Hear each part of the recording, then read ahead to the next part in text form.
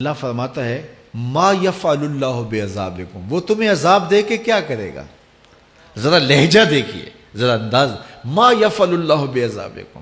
وہ تمہیں عذاب دے کے کیا کرے گا؟ تم اس کی مخلوق ہو،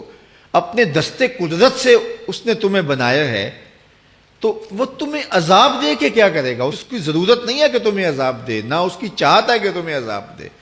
کوئی خود چھلانگے لگائے تو اس کی مرضی۔ فرمایا کہ ما یفعل اللہ بعذابکم، وہ تمہیں عذاب دے کے کیا کرے گا؟ ان شکرتم وآمنتم، اگر تم شکر ادا کرو اور ایمان لاؤ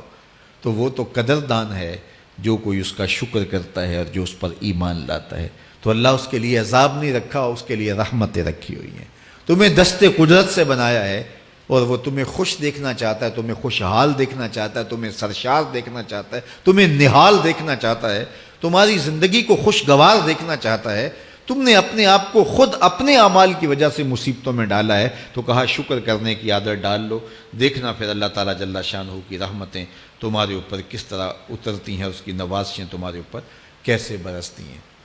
توکل اگر ہم سیکھ جائیں تو توکل ایک ایسی دولت ہے کہ جو خوشحال زندگی کی ضمانت بنتی۔ جب ہم اللہ پر توکل نہیں کرتے اور ہم سمجھتے ہیں یہ سب کچھ ہماری محنت کا نتیجہ ہی ہوگا، اور نتیجہ جب نہیں آتا تو پھر ہم بے چین مضطرب ہو جاتے ہیں، اور جب ہم اس پہ توکل کر لیں تو پھر ہمارا صرف اتنا ہی کام ہے کہ میاں ہم یہ کام کر رہے ہیں، بس یہ حکم، ہم بیج بو رہے ہیں، بس یہ حکم ہے اور بو رہے ہیں، باقی اس پہ بھروسہ ہے، یہ کام اس کا ہے کہ اس نے اس کو اگانا ہے، اس کے اوپر پھل لگانے ہیں۔ تو جب اس پہ توکل ہو جائے تو بندہ سوکھا رہتا ہے، ورنہ بندہ مشکل میں مبتلا ہو جاتا ہے۔ بسا اوقات ایسا ہوتا ہے کہ بندہ ایک منصوبہ تیار کرتا ہے، اس کا عملی نتیجہ اس کو سامنے نظر آ رہا ہوتا ہے، لیکن نتیجہ بالکل الٹ جاتا ہے۔ سید علی المرتضیٰ فرماتے ہیں میں نے اپنے ارادوں کی شکست سے ہی اپنے رب کو پہچانا ہے، کہ میں ایک منصوبہ تراشتا ہوں کہ یہ اور یوں ہوگا اور وہ ہونا چاہیے، لیکن نتیجہ وہ نہیں آتا، تو کوئی طاقت ہے اس کا جو نتیجہ بدل دیتی ہے۔ تو بندہ اس طاقت پہ یقین کرتے، اس پہ توکل کر کے جو ہے وہ اس پہ بھروسہ کر لے تو زندگی سوکھی ہو جاتی ہے۔ مغرب میں جو اللہ پر یقین نہیں رکھتے وہ خودکشی کر لیتے ہیں کہ یہ کیوں ہو گیا، ایسا نہیں ہونا چاہیے تھا، لیکن ہم خودکشی اس لیے نہیں کرتے، ہم کہتے ہیں میرا رب جس طرح چاہے اس طرح ہی ہوتا ہے، جو اس نے طے کیا ہوا ہے وہ کر کے رہتا ہے۔ اس لیے تم اس پہ توکل کر لو اور اس پہ بھروسہ کرو۔ حضور علیہ الصلوۃ والسلام نے فرمایا لو انکم توکلون علی اللہ حق توکلہ، اللہ پر توکل کرنے کا جو حق ہے اگر تم وہ ادا کر دے تو فرمایا اللہ تمہیں ایسے رزق عطا کرے جیسے پرندوں کو عطا کرتا ہے۔ ہمارا تو کاروبار ہے، یہ فیکٹری ہے، یہ دکان ہے، یہ ہماری نوکری ہے،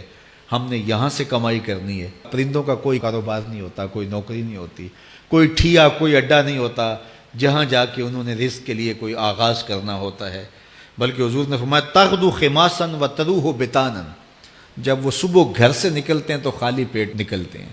اور انہیں کوئی اپنی منزل کا تعین نہیں ہوتا، جدھر خیال آیا اڑ گئے ادھر، لیکن کبھی ایسا نہیں ہوا کہ شام کو خالی پیٹ واپس آئے ہوں، کہا وہ پیٹ بھر کے آتے ہیں۔ باہو بولے بن توکل پنچھی اڑ دے، خرچ نہ پلے زیرا ہو، جب گھر سے اڑتے ہیں تو ان کے پلے نہ کوئی خرچ ہوتا ہے، نہ راس المال ہوتا ہے، نہ کوئی اوزار ہوتے ہیں، نہ کوئی ہتھیار ہوتے ہیں، کچھ بھی نہیں ہوتا، یوں ہی گھر سے نکلتے ہیں، کبھی بھی خالی پیٹ نہیں آئے۔ فرمایا اگر اللہ پہ پرندے توکل کر لیں تو اللہ اسے بھی عطا کرتا ہے، تم توکل کرو گے تو تمہیں عطا نہیں کرے گا،